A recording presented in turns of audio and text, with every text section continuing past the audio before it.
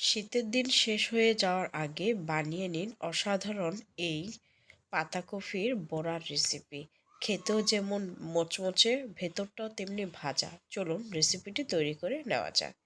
রেসিপিটি তৈরির জন্য এখানে আমি মসুর ডাল ব্যবহার করেছি।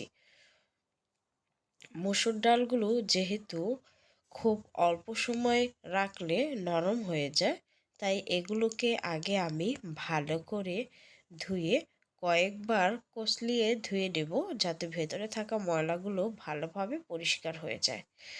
যখন পানিগুলো ধুতে ধুতে অনেকটাই স্বচ্ছ হয়ে যাবে, তখন এটাকে আমি 2 ঘন্টার জন্য ভিজিয়ে রাখবো। দেখুন 2 ঘন্টা পর ডালগুলো ভিজে দ্বিগুণ হয়েছে। এখন এগুলোকে আমি বেটে নিলাম। দেখুন ব্লেন্ডার না করে বেটে নেবেন। এখন আমি একটি পাত্র নিয়ে নিলাম এবং পাত্রতে আগে থেকে ধুয়ে পরিষ্কার করে রাখা পাতাকপিগুলো নিয়ে নিলাম। এখন একটি বোলের ভেতরে আমি পাতাকপিগুলো ঢেলে নিলাম এবং পাতাকপিগুলো ঢালার পর এখানে আমি দিয়ে দেব পেঁয়াজ কুচি, ধনেপাতা কুচি ও কাঁচামরিচ কুচি।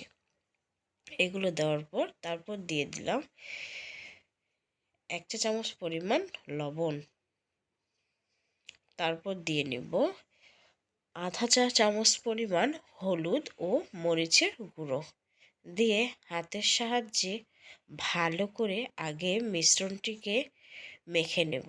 এই অবস্থায় অবশ্যই একটু সময় নিয়ে মিশ্রণগুলোকে মেখে নেবেন। এগুলো মাখলে পাতাকপিগুলো থেকে পানি ছেড়ে দেবে এবং পাতাকপিগুলো অনেকটাই নরম হয়ে যাবে।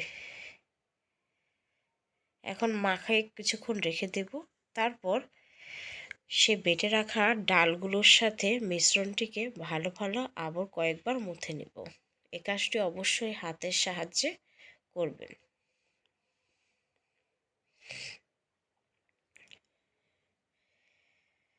ভালো করে মেখে নেওয়া হলে রেখে দেব আধ ঘন্টার পর। আধ ঘন্টা পর আমি এখানে একটি লোহার কড়াই নিয়েছি এবং কড়াইতে দিয়েছি তেল। তেলের পরিমাণটা এখানে বাড়িয়ে দিবেন, তা না হলে বড়াগুলো খেতে মোটেও মচমচে লাগবে না। এখন আস্তে আস্তে করে বড়াগুলোকে একে একে এই গরম তেলের ভেতর ছেড়ে দিতে হবে। উল্টে পাল্টে ভেজে নেব।